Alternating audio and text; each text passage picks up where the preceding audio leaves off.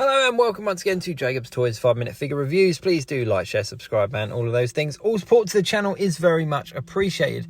And in this video, we are taking a look at the Marvel Legends Spider-Man Across the Spider-Verse Part 1 Cyborg Spider-Woman Deluxe figure. Now, this is a crazy one. The actual announcement of this figure was the kind of reveal of the character in the movie. How much of a part she plays, who knows? What she is, who knows? She is obviously very different to the Cyborg Spider-Man that we've had in the comic books. So this is obviously a film-specific character.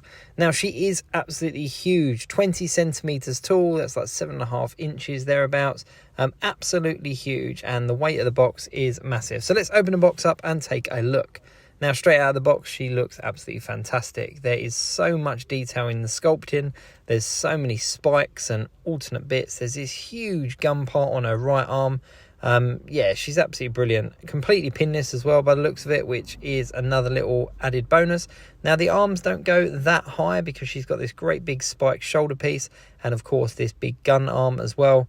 But yeah, overall looks absolutely phenomenal. Now, something I have noticed is when you pop her head off, the peg is very similar to that on the normal 6-inch figures. So you probably can swap this head around on some other figures. So you could potentially put this head on the Cyborg Spider-Man figure, or just on a custom or something like that. But yeah, that was an interesting detail, I thought. But yeah, I'm going to see what I can do with that. Now, something I have noticed that's a little bit disappointing is the web lines seem to only be painted on the front, which is a bit disappointing. As you can see here, it's on the back of the neck, but they're not all the way down, which seems like a bizarre choice because they've gone through the effort of obviously sculpting these parts on the boots and everything, but then the paint just kind of ends. It just sort of stops halfway through. So you can see here on the toes, it's there, but behind the kind of metal piece on the left-hand side, they're not. There's a little bit there. Now, I don't know whether this is a design choice. I don't know if it's supposed to be kind of worn out, but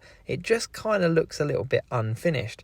Now, there's not a lot of articulation in the gun. The front barrel spins and this kind of spiky bit spins as well. There's 2 points of articulation in the knees, so you can get into some really nice poses. And there's 2 points of articulation in that other arm as well. Now, she's quite heavy. She's about the size of the Venom Pool figure, so very similar in that respect. Very bulky, very kind of big and heavy, but it's well balanced, so you can get her into some good poses. Now, you are limited to poses when you're kind of positioning this gun, because this gun is a huge part of her. It's just mammoth. Now, I'm really hoping that this particular character has a larger part in the film, because we have seen it in the past where we've got deluxe figures or builder figures in the Marvel Legends waves, and then the actual character hasn't had all that much to do in the actual film or the TV show or whatever. I'm trying to think of an example, but we've definitely had it in the past where figures have been made off of concept art, especially early concept art, and then they've not actually been used a huge amount in the film. The design team kind of pick out the characters. They go, oh, this one looks really good. They build a figure on it, and then it turns out to not actually be a huge part in the film. With that said, if she does play a big part, I do wonder whereabouts she's going to come in and what's the origin story. Thing is in that trailer, we have seen so many versions of Spider-Man and Spider-Woman. We've seen them from various different properties, right from the kind of PS4 game through to the other movies. There's been loads of different suits, loads of different costumes. So it is a little bit of a gamble as to which ones are going to play a huge role and which ones are just going to make very short cameos. And there is potential for this one to be a very small cameo, because she's such a big figure and such a big character that if she was part of the storyline, I think we probably would have seen more of her now in the trailers and stuff. So, yeah, who knows? What is interesting is it's Cyborg Spider-Woman as opposed to Cyborg Spider-Man like in the comic books. So, yeah, want to see what goes on with this character in the actual film. But as an action figure and as a Spider-Man action figure, it's definitely worth adding to your Spider-Man collection.